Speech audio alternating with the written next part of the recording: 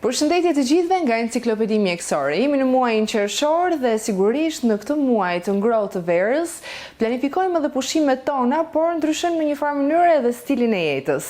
Shumë e rëndësishme të dimë të marrim disa këshilla edhe nga fizioterapisti i mirënjohur Ervin Kapaj. Përshëndetje. Përshëndetje.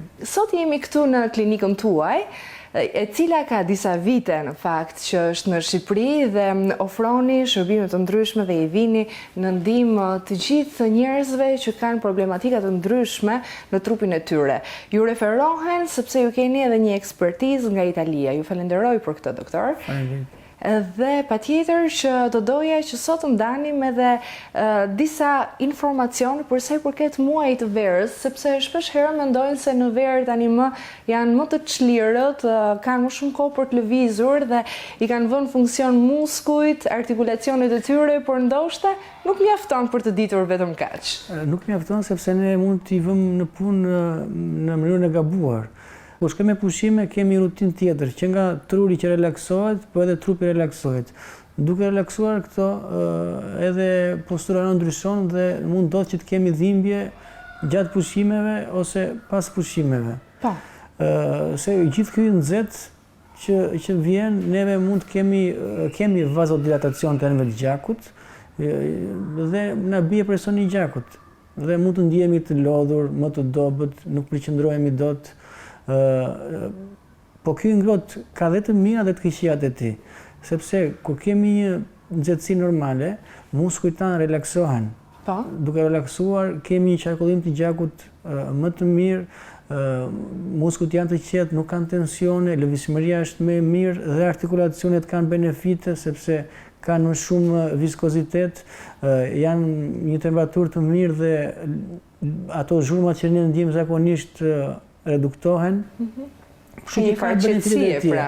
Por e keqja na vjen kur i kemi shumë të larta, sepse aty ndodh që ne do fillojmë të djersim më shumë. Duke djersitur më shumë, do humbasim dhe elektrolitet, që janë ato që na ndihmojnë që ne të jemi më energjetik. Dhe kjo do na bëjë që të fillojnë gërçe nga i nxehti, fillojnë kontraktime, artikulacionet të bëhen më të dhimbshme dhe ku ata që kanë probleme me artritin ose sëmundje reumatizmale të shtohet inflamacioni, të kenë më shumë dhimbje. Pra, në një farë mënyrë edhe dehidratimi, mungesa mineraleve ka efektet e saj negative. Magnezit e kaliumit na jep probleme që neve do ndjehemi të lodhur kur jemi me pushime. Prandaj duhet gjithmonë t'i marrim sasin e dur të ujit, po edhe të elektroliteve dhe të kemi gjithmonë kujdes për ne dhe për fëmijët. Po edhe kur ndryshojmë këtë rutinën, që ne shkojmë me pushime në plazh, që ndrojmë dyshekun, ndrojmë jastikun, rim për orë të gjata në shezlong, po për këtë, çfarë mund të them? Probleme për posturën. Ne jemi mësuar për shembull që rinë në shtëpi, kemi atë dyshekun ton, kemi atë jastikun dhe kur e ndryshojmë themi, sa keq ndihem. Ka baza që ne ndihemi kështu, sepse duke ndryshuar dyshekun, ai mund të jetë shumë i butë ose shumë i fortë. Dhe trupi jon shpërndajen peshat e trupit kur jemi shtrirë në disa zona të ndryshme dhe nuk bëjmë gjumin e mirë, nuk relaksohemi dhe zhvillojmë të lodhur. Për shembull, kur i kemi pushime gjithmonë marr jastikun me vete sepse janë mësuar me të dhe është i personalizuar mbase. Dhe neve ruajmë atë formën e sës që ka trupi. Shpesh ndodh të shkojmë në një hotel dhe atë jastikun i kemi shumë të lartë dhe kur zgjohemi me dhimbje qafe, të ngrirë dhe pikërisht këto në prishjen dhe pushimet, kështu që shihemi si duhet. Këto diferencat ndoshta nuk jepet rëndësi, po duhet t'i mendojmë gjithmonë kur i bëjmë. Kur rim në shezlong që rim atje e shtrirë, imagjino, ajo është në një pozicion relaksi, po nuk e ruan ergonominë e trupit tonë, atë formën e sës. Se ne jemi shtrirë dhe duam të lexojmë një libër ose të shikojmë telefonin, jemi gjithmonë të krusur përpara dhe qafa është e njëjta gjë në stres të madh. Dhe imagjino, çfarë pëson qafa në këto qëndrime të gabuara? Bllokime, ngërçe, spazma. Domethënë, na jep ngurtësi dhe prishim pushimet në këtë qëndrime. Pesha e gjitha fokusohet në pjesën e mesit, se duhet të dimë që kur ne rim ulur, gjithë ngarkesën edhe të peshën e këmbë edhe të kokës e mban mesi. E njëjta gjë ndodh aty dhe na fillojnë këto bllokime. Prandaj është e këshillshme kur rim shtrirë, mos të rrim për 3-4 orë, po të ngrihemi pak, se janë disa diferenca që na ndihmojnë dhe sidomos për ata që janë mësuar me sport që lëvizin, trupi nga akt dinamik që është, kalon një fazë pasiviteti dhe është më i lehtë për të dëmtuar. Duhet të kuptojmë që muskujt që ne kemi, ata na mbrojnë. Dhe sa më shumë ata dobësojnë, aq më shumë do jemi vulnerabël për të patur shqetësime të ndryshme, dhimbje mesi, edhe hernjet që shkaktohen sepse nuk ke masë muskulare të mbrojë. Gjithmonë duhet të fokusohemi të forcojmë të korin këtu, këtë pjesën që ne kemi. Muskujt e barkut janë për shembull më të rëndësishmit. Pa kaluar në pikat e tjera diskutimi, do doja të qëndroja pikërisht këtu për t'i dhënë disa rekomandime njerëzve që bëjnë qëndrime të gabuara në shezlong. Po, kjo është çfarë duhet të bëjnë? Kur shikojmë pushimet, neve kemi një relaks psikofizik. Dhe i marrim ato gjërat me më ngadalësi, ato veprimet që bëjmë dhe humbasim dinamizmin. Gjithmonë kur jemi në pushime, neve duhet të kujdesemi të bëjmë ushtrime të lehta, për shembull siç është yoga, stretchime, ushtrime pro artikualitetit të shtullës kurrizore, do me thënë të ruajmë atë formën e s-s dhe të japim lëvizshmëri që këto ushtrime ta oksigjenojnë, po dhe ta relaksojnë shtullën kurrizore. Se imagjino kjo pushim që mund të jetë për 2 javë dhe neve kur kthehemi në punë, kthehemi me një padëshirë, do me thënë ndihemi sikur s'kemi dëshirë të punojmë më, po kjo është normale, sepse janë prekur dhe ana fiziologjike, biologjike, fizike, janë mësuar me ato ritmet e ngadalta dhe kur fillojmë ato rutinën e punës, duhet ta fillojmë gradual. Si t'ja bëjmë që të ruajmë këtë energji? Atëherë kur jemi me pushime, të jemi aktiv. Mund të bëjmë ato gjëra që mund. Pra sugjeroni pushime aktive. Po, të luajmë voleboll, të bëjmë not, të bëjmë një hecje. Jo vetëm ne, po edhe fëmijët të përfshim në këto lloj aktivitetesh që janë të përditshme. Atëherë, sa duhet jetë maksimumi i qëndrimit në shezlong dhe si mund ta kombinojmë me ecje apo me not? Dhe cilat janë vlerat e notit që mund të marrin dhe që ju na i shpjegoni më mirë si fizioterapist? Tani e këshillueshme në këto shezlongët është maksimumi të rish 60 minuta në ato lloj pozicione të gabora dhe ti të ngrihesh të bësh një lëvizje, një ecje. Sepse me orë të gjata, po të shikojmë gjithë pesha shpërndahet tek pjesa e baqinit, pjesa e legenit, te pjesa e shpinës, po edhe kjo peshë që shpërndahet në këto zona të gabuara na ngarkon dhe na streson një pjesë të caktuar, po dhe na dobëson muskujt. Prandaj maksimali mund të rrim 1 orë. Dhe kur ikim, për shembull që kemi valixhet, jemi mësuar që gjithmonë të tërheqim me 1 dorë. Po ajo është një ngarkesë, një stres, sepse po tërheq dhe po streson një pjesë të trupit. Ndoshta janë gjëra të vogla që nuk japim vëmendje. Po edhe kur udhtojmë, ai udhëtimi mund të jetë 5-6 orë. Imagjino kur jim 5-6 orë në makinë, do stresojmë pjesën e qafës dhe pjesën e mesit. Dhe gjithë ngarkesa do jetë aty. Kështu duhet dimë të udhtojmë 2 orë. Mund ndalojmë të marrim një kafe ose të ndalojmë dhe të bëjmë një hecje rreth makinës. Të konsumohet një drekë apo diçka po? Në mënyrë që të japim mundësi trupit të rekuperojë. Nuk ekziston postura perfekte siç mendojmë që kanë posturën sa më të mirë, por është mënyra sepse trupi jon adaptohet dhe përmirësohet në çdo lloj moshe. Edhe temperatura që ne kemi kur jemi në makinë dhe çojmë 20 gradë dhe kur dalim jashtë është 40 gradë. Ekstremiteti i temperaturave po thoni, ka pasojë të tjera? Trupi jon e vuan shumë dhe kjo hyn tek meteoropatit, domethënë vuajtja nga klima. Hipofiza që është ajo që ne na bën termorregullimin nuk është në gjendje që ta bëjnë një kohë kaq të gjatë në disa sekonda këtë ndryshim prej 20 gradësh. Por diferenca këshillohet që të jetë deri në 6 gradë, jashtë me brenda. E di që është padurueshme, por në këtë mënyrë neve trupi jon i jep mundësi që të përshtatet për temperaturat e ndryshme që kemi në këtë diferencë që ne kemi me jashtë me brenda. Prandaj duhet kemi dhe kujdes në përdorimin e kondicionerit. Por nëse do të flasim për disa ushtrime praktike të lehta që mund t'i bëjnë në ambientin e hotelit për ato ditë pushim që kanë. Gjithmonë tani ka ecur me kohën dhe po të shikoj çdo hotel ofron atë jogën. Ajo yoga është një stretchim i mirë që neve mund ta praktikojmë që e bëjnë në mëngjes në hotelet. Po edhe vetë mund të shikojmë video në YouTube dhe mjafton të merresh 15 minuta ose 20 minuta në ditë me këto ushtrime dhe jep trupit mundësinë që mos të dëmtohet. dhe duke bërë stretchim dhe duke bërë kontraktime izometrike, ti e stretchon po dhe kontrakton pjesën muskulare, këto të ndihmojnë dhe nuk e humbet atë tonicitetin që ke. Po edhe të ecësh 30 minuta ose të bësh një lojra që ofrohen në këto të ndihmojnë shumë. Po sidomos ajo pjesa e stretchingut, ajo pjesë e jogës ose pilates. Cilat janë vlerat e ecjes bus date-it, të paktën në mëngjes dhe sa ju ja sugjeroni atyre, të paktën për sa i përket minutave? Sepse ne ulim ato dozat e kortizolit e stresit dhe kjo nuk është vetëm një aspekt fizik, po është psikofizik dhe neve gjithmonë kur duam të relaksojmë trupin nuk mund ta bëjmë pa relaksuar dhe mendjen. Dhe duke bërë këtë pa telefon dhe mundësisht jesh dhe vetëm që të meditosh, të mendosh, shkarkon shumë dhe do të ishte ti të bënin për shembull 10.000 hapa. 10.000 hapa ose 8 kilometra. Kombinimi i relaksit të trurit dhe fiziku të jetë në aktivitet, këtë po thonin. Do ishte maksimale arritje në pushime. E vërtet.